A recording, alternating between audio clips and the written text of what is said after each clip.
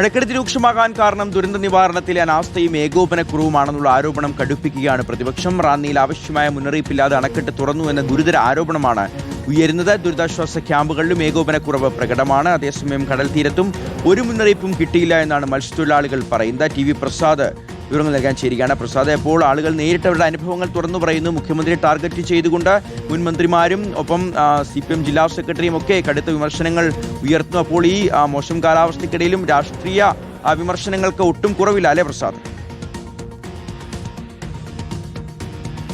ഷിഹാസെ, good morning. ഉറപ്പായും അതുതന്നെയാണ്. ഗുരുതരമായ വീഴ്ച ആ ഏകോപനത്തിൽ ഉണ്ടായി എന്ന വിമർശനമാണ് പ്രതിപക്ഷം പ്രധാനമായും മുന്നോട്ട് വയ്ക്കുന്നത്. കാരണം വളരെ പെട്ടെന്ന് മിനിഞ്ഞാന്ന് രാവിലെ റാന്നി ടൗണ് പൂർണ്ണമായും വെള്ളത്തിനടിയിലായതാണ് നാട്ടുകാരെയും ഒപ്പം കച്ചവടക്കാരെയും വലിയ തോതിൽ ഞെട്ടിച്ചത്. മുൻകാലങ്ങളിലാണെങ്കിൽ ഇങ്ങനെ വെള്ളം വരാനുള്ള സാധ്യത ഉള്ള സമയത്ത് അതിൻ്റെ തലേന്ന് തന്നെ അനൗൺസ്മെൻറ്റ് ചെയ്യുകയും അതുപോലെ തന്നെ മറ്റ് മെസ്സേജുകളായും മറ്റ് വിവരങ്ങളായും എല്ലാവർക്കും മുന്നറിയിപ്പ് നൽകുകയും അവിടെ നിന്ന് ആളുകളും അതുപോലെ തന്നെ സാധനങ്ങളും എല്ലാം കൊണ്ടുപോകാനുള്ള ഒരു ഗ്യാപ്പും ജനങ്ങൾക്ക് കിട്ടിയിരുന്നു എന്നുള്ളതാണ് പൊതുവിൽ ഉയരുന്ന ആരോപണം. അത് ഇന്നലെ നമ്മൾ കാണുകയും ചെയ്തതാണ്. കച്ചവടക്കാരെ ഉൾപ്പെടെ അതിൻ്റെ പ്രതിഷേധം രേഖപ്പെടുത്തുന്നതും കണ്ടതാണ്.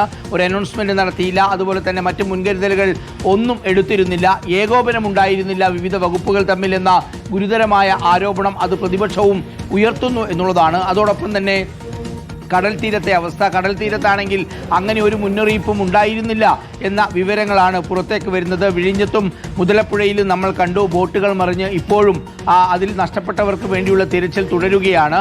യാതൊരു മുന്നറിയിപ്പും ഇല്ലാതെയാണ് ഇക്കാര്യങ്ങളെ കൈകാര്യം ചെയ്തത് എന്ന വിഷയമുണ്ട്. അത് വലിയ അനാസ്ഥയായി പ്രതിപക്ഷം ഉയർത്തിക്കാണിക്കുകയും ചെയ്യുന്നു. എന്തായാലും വരുന്ന നാളുകളിൽ ഈ ആരോപണം കൂടുതൽ ശക്തമായി ഉയർത്തും എന്നുള്ളത് തന്നെയാണ്. നിലവിലെ സാഹചര്യത്തിൽ ഇപ്പോഴും മഴ ദുരിതം തുടരുകയാണ് പല ജില്ലകളിലും. ഷിഹാസ്, അത് തന്നെയാണ് പ്രസാദ്. അപ്പോൾ അതിനിടയിലും മുഖ്യമന്ത്രി വേണ്ട തരത്തിൽ കാര്യങ്ങളിലൊന്നും ഇടപെടുന്നില്ല. എല്ലാത്തിനെയും ഏകോപനം സംസ്ഥാനം ഒട്ടാകെ നിർവഹിക്കേണ്ട മുഖ്യമന്ത്രി മന്ത്രിമാരെ ഓരോ ജില്ലയുടെയും ഉത്തരവാദിത്തം ഏൽപ്പിച്ചുകൊണ്ട് മാറി നിൽക്കുന്നു എന്നുള്ള കടുത്ത ആരോപണം, വിമർശനം, അതിൽ ചില യാഥാർത്ഥ്യങ്ങളും നമ്മളൊന്ന് നോക്കിക്കഴിഞ്ഞാൽ കാണാനും സാധിക്കും. അദ്ദേഹത്തിൻ്റെ ഹെലികോപ്റ്റർ യാത്രയും അദ്ദേഹത്തിൻ്റെ വിരുന്നിൽ പങ്കെടുക്കലും എല്ലാം വിവാദമായി തുടരുകയാണ് പ്രസാദ്.